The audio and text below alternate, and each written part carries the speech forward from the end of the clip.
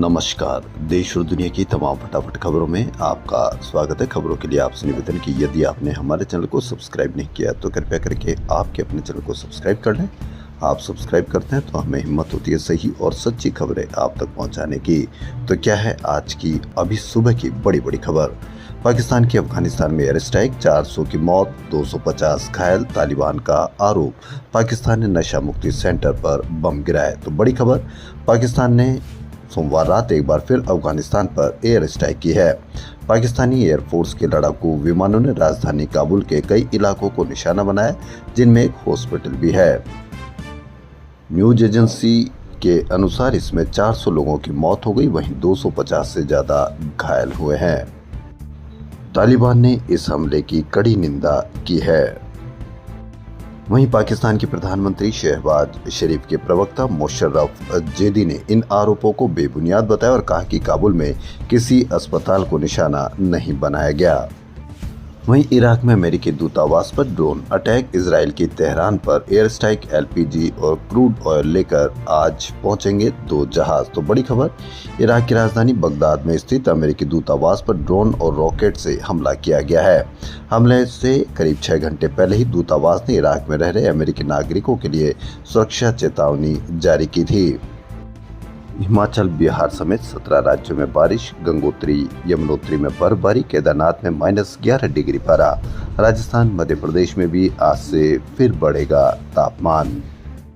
देश भर के राज्यों में पिछले 2 दिनों से आंधी, बारिश और ओले गिर रहे हैं। आईएमडी ने मंगलवार को पूर्वोत्तर और दक्षिण भारत के 16 राज्यों में आंधी बारिश का अलर्ट जारी किया है। इनमें बिहार, झारखंड, सिक्किम, बंगाल, छत्तीसगढ़, ओडिशा सहित कई राज्य शामिल है।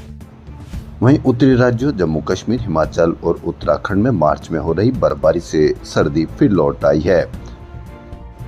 राज्यसभा चुनाव में एनडीए की 37 में से 22 सीटों पर जीत दर्ज हुई है।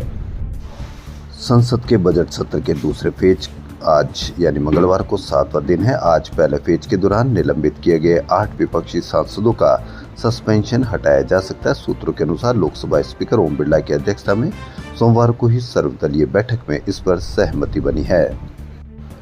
राज्यसभा में एलपीजी संकट पर हंगामा, खड़गे बोले कि सरकार को पहले से पता था तो इंतजाम क्यों नहीं किया। बजट सत्र के दूसरे फेज में सोमवार को लोकसभा में पहली बार प्रश्नकाल बिना किसी हंगामे के पूरा हुआ। वांगचुक की रिहाई के 2 दिन बाद लेह में बड़ा प्रदर्शन हुआ। आंदोलनकारियों ने लद्दाख को पूर्ण राज्य का दर्जा देने की मांग की है। लद्दाख में सोमवार को बंद रहा और हजारों लोगों ने सड़कों पर उतरकर प्रदर्शन किया। लोग पूर्ण राज्य का दर्जा और संविधान की 6ठी अनुसूची के तहत सुरक्षा की मांग कर रहे हैं।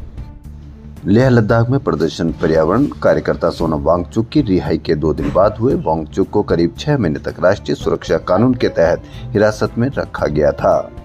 अमेरिका के लॉस एंजलिस में 98वें ऑस्कर अवार्ड सेरेमनी का आयोजन डॉल्बी थिएटर में हुआ। अमेरिकी अभिनेता लियोनार्डो डिकैप्रियो की act film one battle after another को बेस्ट फिल्म चुना गया। इस फिल्म ने इस साल सबसे ज्यादा 6 अवार्ड जीते हैं। इस फिल्म को 35 मिलीमीटर फिल्म नेगेटिव और विस्टा विजन कैमरों से शूट किया था। लियोनार्डो ने फिल्म टाइटैनिक में जैक डॉसन की भूमिका निभाकर पहचान हासिल की थी। वहीं सिनर्स के लिए माइकल बी जॉर्डन को बेस्ट एक्टर का अवार्ड मिला। वह फिल्म हेमनेट के लिए जेसी बकले को बेस्ट एक्ट्रेस का अवार्ड मिला।